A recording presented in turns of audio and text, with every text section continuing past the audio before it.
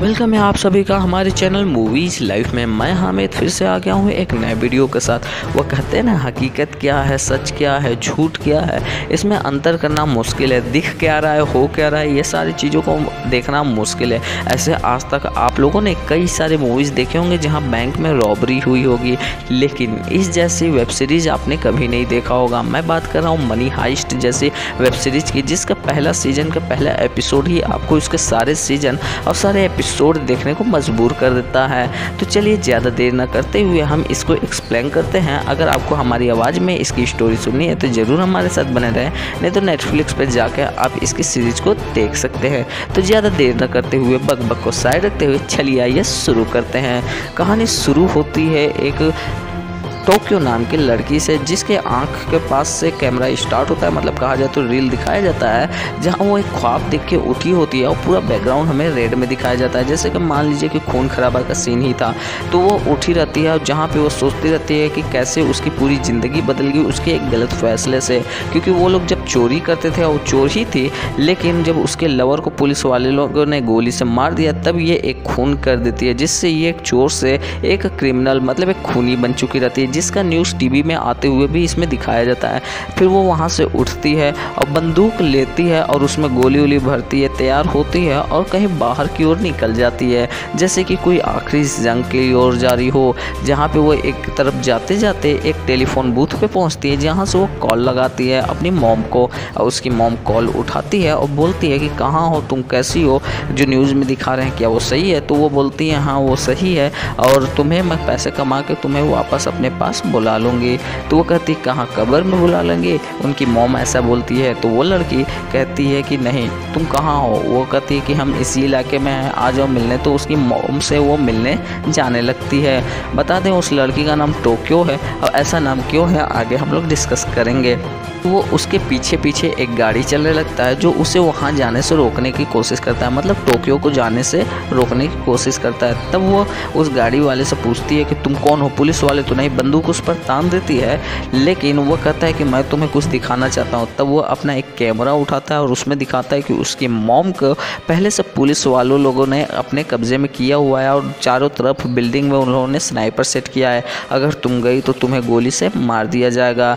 तो वो बोलते हैं तुम मुझे क्यों बचा रही हो? टोक्यो ऐसा बोलती है उस आदमी से। तो वो बताता है कि मैं एक ऐसे चोरी प्लान कर रहा हूँ जिसमें लाखों रुपए से ज़्यादा, मतलब बहुत ही पैसे हम लोग को मिलेंगे, जिसकी वजह से हम लोग को फिर कभी ऐसे काम करने की ज़रूरत नहीं पड़ेगी। तुम इसमें ज्वाइन होना चाहती हो? तो वो मान जाती है। फिर हमें आगे दिखाया जाता है जहाँ पर सभी टीम मेंबर्स दिखते हैं, मतलब उस आदमी के साथ कई और लोग भी थे, लगभग 8-9 लोग थे, जिसके वजह से माना जाए तो ये एक पूरी टीम थी और बहुत बड़ी रॉबरी करने वाली थी। आगे ये लोग एक लकड़ी के घर में जाते हैं जो शायद उन्हें बनाया गया था चोरी का प्लान करने के लिए, जहाँ पे वो लोग जाकर उस प्रोफेसर की बात सुनते हैं, जहाँ पे वो प्रोफेसर बोलता है कि हम लोग 5 महीने तक यहीं रहेंगे और हम लोग सीखेंगे कि चोरी कैसे करना है। तब मॉस्को बोलता है, मॉस्को उनमें से एक व्यक्ति रहता है, हम लोग 5 महीने क्यों सीखेंगे? तब प्रोफेसर बोलता है कि हमने बहुत दिनों तक पढ़ाई करते हैं और कमाते हैं बस तुच्छ सा सैलरी, लेकिन हम लोग सिर्फ 5 महीने सीखेंगे और कमाएंगे इतना पैसे कि हमें और हमारे बेटों को कमाने की ज़रूरत नहीं पड़ेगी, पूरी ज़िंदगी इतने पैसे होंगे। तब वो लोग मान जाते हैं और 5 महीने तक वहाँ सीखने के लिए तैयार हो जाते हैं। तब वहाँ पे वो प्रोफेसर कहता है हम लोग अपने एक दूसरे के नाम से नहीं पुकारेंगे, हम लोग एक यूनिक नेम रखेंगे जिसको कोई नहीं जानता होगा। तब सब पूछते हैं कौन सा नाम, किस टाइप का नाम? तो वो बतला है कि कोई भी हम लोग शहर का नाम रख सकते हैं। तब लोग सोचते हैं कि अपना अपना नाम क्या रखें। तब वो लड़की जिसको वो बचा कर लाया था उसका नाम वो अपना रखती है टोक्यो। उसके साथ ही कुछ लोग अपना अलग अलग नाम रखते हैं, जैसे कि बर्लिन हो गया, मॉस्को हो गया, रियो हो गया, ऐसे बहुत सारे लोग अपना नाम रखते हैं। और जो सामने बैठ कर उन्हें सिखा रहा था, जो टीम बनाया था, वो खुद को प्रोफेसर इंट्रोड्यूस करता है और वो प्रोफेसर बनता है। और वो लोग प्लान करते हैं कि कहाँ चोरी करना है। तब टोक्यो पूछती है कि सर हमें कहाँ चोरी करना है प्रोफेसर? तो वो बताता है हमें रॉयल मैंशन में चोरी करना है, जहाँ पे एक तरीके से मान लीजिए कई सारे पैसों का काम होता है। आगे हम बात करेंगे तो आगे हमें फिर डायरेक्ट सीन दिखाया जाता है 5 महीने बाद का, जहाँ पे 5 महीने बाद वो लोग चोरी को एग्जीक्यूट करने वाले होते हैं, जहाँ पर वो उनको एक रेड कपड़े में और मुखौटे के साथ दिखाया जाता है और हाथ में बंदूक लिए हुए, और 8:30 बजे AM का टाइम दिखाया होता है उसमें। तो आगे बात करेंगे तो वो लोग चर्चा करते रहते हैं कि ऐसा मुखौटा कौन लाया, ये बेकार मुखौटा, ऐसे ऐसे बात करते रहते हैं। और साथ में वो लोग फिर एक जगह गाड़ी रुकती है जहाँ पे उतरते हैं तो कई सारे बारूद रहते हैं। और उन लोग को ये भी टेंशन था कि ये बारूद को वो लोग बैंक में कैसे लेके अंदर जाएंगे। फिर आगे हमें सीन दिखाया जाता है कि वो लोग वहाँ से मुखौटा लेकर और बारूद लेके आगे उसको अंदर ले जाने का व्यवस्था करने के लिए बढ़ जाते हैं। फिर हमें एक औरत दिखाई देती है जो अपना प्रेगनेंसी चेक करती हैं, जहाँ पे उसका पॉजिटिव आता है। फिर आगे हमें कुछ पुलिस वाले की गाड़ियाँ दिखाई जाती है जो एक कंटेनर में कुछ पेपर्स रोल लेके जाते रहते हैं। पेपर रोल्स ये नहीं है जो समझिएगा, ये होता है बैंक में पेपर नोट छापने वाली, तो वो लोग उसी में सोचते हैं कि इसी पुलिस वालों के साथ वो लोग बारूद भी टैंकर में भर के भेज सकते हैं। तो वो लोग पुलिस वाले गाड़ियों को हाईजैक कर लेते हैं एक लोहे का कांटा लगाकर और बंदूक उन पर तान कर, क्योंकि वो लोग अपने रेडियो से संपर्क भी नहीं कर पाए थे, क्योंकि वहाँ पर वो लोगों ने रेडियो ट्रांसमीटर को ऑफ करवाने के लिए हैकर को भी बुला के रखा था, जिससे सारा सिग्नल उन्होंने ऑफ करके रखा था, जिस पे पुलिस वाले पे वो लोग बंदूक लेकर तान देते हैं और वो लोग मजबूर हो जाते हैं उन गुंडों की बात मानने के लिए, मतलब चोरों की बात मानने के लिए एकदम मजबूर हो जाते हैं। फिर आगे हमें दिखाया जाता है कि वो लोग टैंकर को खोलकर, मतलब जो कंटेनर था उसे खोलकर उसके अंदर बारूद लगते हैं और खुद भी उसके अंदर बैठ जाते हैं। फिर वो एक 17 साल के लड़की को कब्जे में करने की बात करता है बर्लिन, तो टोक्यो बोलती है वो तो 17 साल के हो, उसको तुम फिक्र मत करो। फिर शायद उसी लड़की का हमें दिखाया जाता है जो बस में रहती है, स्कूल बस में, जो लोग शायद एक तरीके से टूर पे घूमने जा रहते हैं, जहाँ पे एक लड़का उसे प्रपोज करता है और जहाँ पे वो दोनों खुशी खुशी साथ में खुश दिखते हैं। लेकिन आगे हम बात करेंगे, आगे वो लोग बस से उतर के उसके अंदर जाते हैं जहाँ पे टोक्यो बोलती है कि गुड़िया अंदर चली गई है, मतलब वो लड़की अंदर चली गई है। जिसके बाद इन लोग का काम स्टार्ट होता है, जहाँ पे पुलिस वाले पे बर्लिन बंदूक रख के आगे पास करवा लेता है सारे बारूद और अपने साथियों को बैंक के अंदर, जहाँ पे सब लोग अंदर आ जाते हैं। अंदर आने के बाद एक जगह दिखाया जाता है कि कुछ लोग नोट की जानकारी रखते रहते हैं, जैसे क्वालिटी टेस्ट कर रहे हो कि नोट सही बना है कि नहीं। तो वहीं पे एक आदमी आके उससे बात करता है, तो वो बताती है कि वो उसके बच्चे की माँ बनने वाली, जिससे वो परेशान हो जाता है, क्योंकि वह इसका क्या कहते हैं लीगल बच्चा नहीं था, मतलब नाजायज औलाद था, जिसके वजह से वो परेशान होता है। फिर हमें गाड़ी वाले में दिखाया जाता है कि उसे पास कर दिया जाता है और वो लोग अंदर चले जाते हैं। और यहाँ पे वो लड़की और लड़का जो स्कूल बस से उतरे थे वो लोग भी साथ में टाइम एक्सपेंड करते हुए दिखाई देते हैं और एक पास लेते हैं जिसके थ्रू वो लोग घूम सकते हैं। आगे हम लोग का दिखाया जाता है कि हैकर पूरे सिक्योरिटी अलार्म को रोक लेता है कि उन लोग का मेटल अंदर का बारूद डिटेक्ट ना हो, जिसके वजह से वो लोग अंदर पास हो जाते हैं। फिर यहाँ पे वो आदमी और औरत बहस करते हुए दिखते हैं, जिसके बच्चे की वो माँ बनने वाली थी उस आदमी से कि तुम कह रहे थे कि अपनी बीवी को छोड़ दोगे लेकिन ऐसा नहीं किया, तो इसी सब पे वो बहस करती हुई नजर आती है। आगे हमें फिर दिखाया जाता है कि टोक्यो अपने साथी के साथ बैंक के अंदर जाती है, जिसको जैसा प्रोफेसर उनको आदेश देता है। वो अंदर जाती है, चेकिंग वाले एरिया पर अपना पर्स रखती है। आगे हमें दिखाया जाता है कि सभी कंटेनर से रोल को उतारा जाता है और वो अंदर ले जाया जाता है। सिंपली तरीके से लोगों को शक नहीं होता।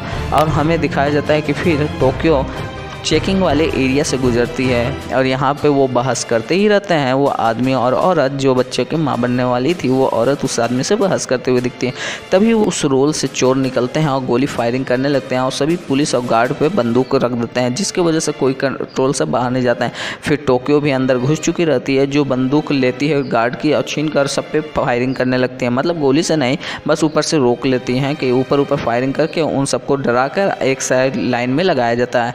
तो वो जाके सभी बच्चों को ढूंढना शुरू करती है, तो उसमें पता चलता है जिस लड़की का उनको निगरान नहीं रखना था वो लड़की गायब है, जिससे वो ढूंढते हुए भटकती रहती है। और यहाँ पे सभी गार्ड को वो लोग पैक करके रख देते हैं। और यहाँ पे कहा जाए तो हम जो हैकर है वो भी पूरे सिक्योरिटी अलार्म को, गेट को क्या करता है, हैक कर लेता है, जिसके थ्रू बंद किया जा सकता है। वो लोग सभी इलाके से, सभी एरिया से वो लोग खाली कर देते हैं लोगों को और एक जगह इकट्ठा करते हैं। और टोक्यो उस लड़की को ढूंढते हुए हर जगह भटकती भटकती हुई मिल जाती है।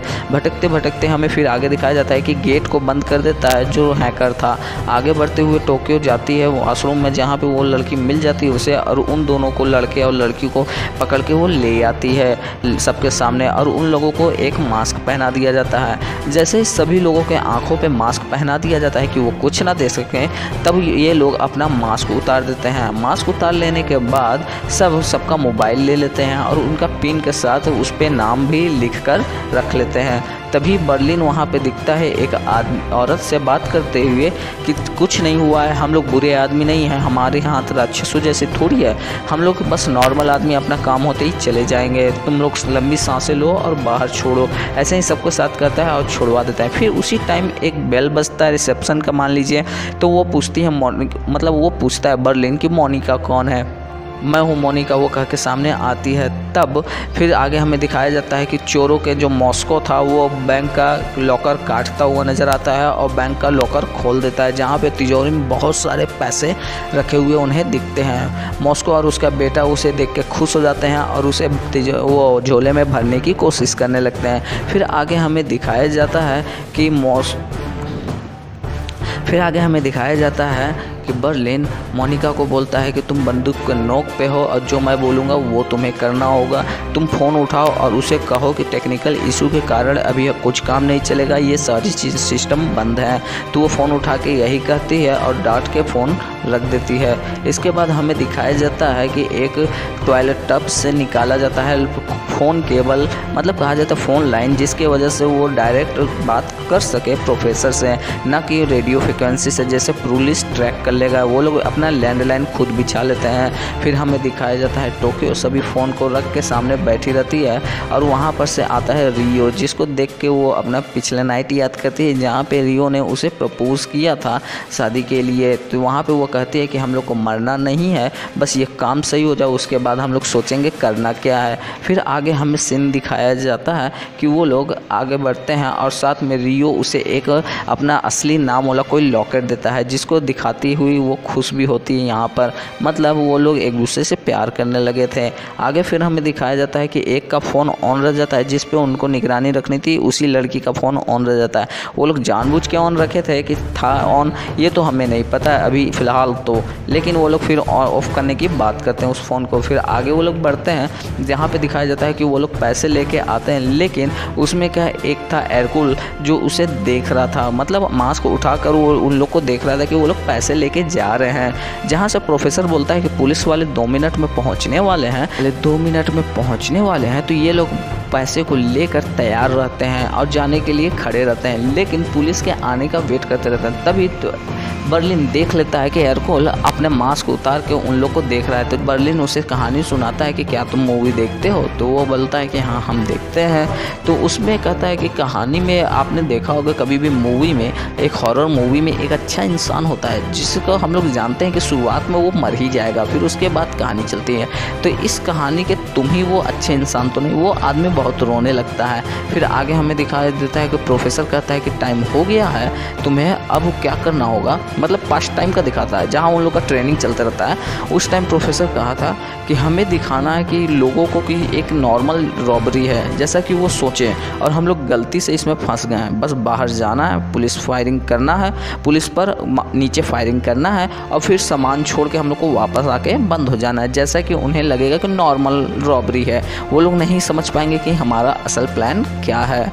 फिर आगे दिखाया जाता है सेम ऐसे ही करती है टोक्यो, पूरा पैसे भरा बैग लेके आती है बाहर और बंदूक लेकर आती है। पीछे पीछे वो भी भाग के आता है रियो, लेकिन पुलिस पे फायरिंग करने के चक्कर में पुलिस वाले रिटर्न फायरिंग करते हैं, जिससे रियो को गोली लग जाता है, जिससे गर्मा कर टोक्यो पुलिस पे भी फायरिंग करना शुरू कर देती है। और वो ज़्यादा फायरिंग करते हुए अपने रियो को बचा के वापस लाने के चक्कर में पुलिस पे फायरिंग कर देती है, जिससे उनका प्लान गड़बड़ हो जाता है। जहाँ पे उन लोगों को बेगुनाह लोग को, मतलब पुलिसों पे या किसी पे भी गोली नहीं चलाना था। घसीटते हुए वो लेकर आती है वापस से रियो को और उसे गले लगाकर रोने लगती है। देखती है वो सही है कि नहीं, तो वो सही रहता है, लेकिन उसे हल्का सा गोली लग चुका रहता है, जिससे वो बहुत उदास हो जाती है और उसे एहसास था कि उसने पूरी गलती कर दी है जैसा कि वो लोग सोचे थे। यहाँ पर फिर बात करते हैं कि नोट उड़ता है और यहाँ पे वेब सीरीज ख़त्म हो जाती है, मतलब वेब सीरीज़ का ये पहला एपिसोड एंड हो जाता है। आपको ये कैसी लगी स्टोरी आप प्लीज़ हमें कमेंट करके बताइएगा। अगर आपको इसके और भी पार्ट्स चाहिए तो प्लीज़ हमें कमेंट करके बोलिए, हम हर एपिसोड का ऐसे ही एक्सप्लेनेशन वीडियो बनाते रहेंगे। और ज़्यादा देर न करते हुए प्लीज़ हमारे चैनल को सब्सक्राइब कीजिए और ज़्यादा से ज़्यादा शेयर कीजिए। And thank you, bye bye, take care and bye bye.